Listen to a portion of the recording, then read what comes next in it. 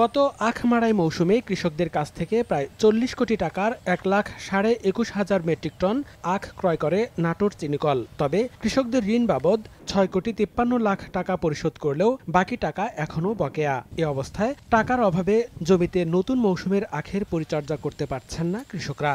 ১ বিঘা মাটি কুশলে আবাদ করেছিল, ৩০,০০০ টাকার মতন হয়েছে, মানে মেলের কাছে পাওনা ৪ আনা পয়সা আমাকে দেয়নি। লেবার টাকা ছাড়া কাজ করে না, আর আমার কাছে কোনো টাকা নাই, লেবার লোক কি দিয়ে।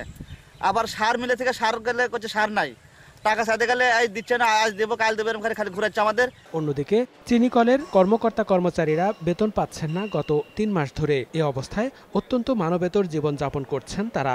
ছেলে মেয়ের লেখাপড়া নাই, কারেন্টের বিল দিতে পারছি না, বাড়িতে এবার চাল নাই, বৃদ্ধ মা বৃদ্ধ বাবাকে ভাত দিতে পারছি না। 3 মাস ধরে যে বেতন পাই না, আমরা কি খাবো, কি খাওয়া চলবো। কৃষকদের বিল ও শ্রমিকদের বকেয়া বেতনের বিষয়টি স্বীকার করে প্রয়োজনীয় ব্যবস্থা গ্রহণের আশ্বাস দেন নাটোর চিনিকলের এই শীর্ষ কর্মকর্তা। চাষিদের কিছু মূল্য আমরা পরিশোধ করার ব্যবস্থা হচ্ছে বলে আমরা জানতে পেরেছি। বেতন ভাতাদি ও সংস্থার থেকে দিবে। চিনি বিক্রি না হওয়ার কারণেই আমরা এই সংকটের মধ্যে আছি। চলতি মাড়াই মৌসুমে নাটোর চিনিকলে ৬,৬৮৯ মেট্রিক টন চিনি উৎপাদন করা হলেও বিক্রি হয়েছে মাত্র ১,৮১৮ মেট্রিক টন। সময় সংবাদ, নাটোর।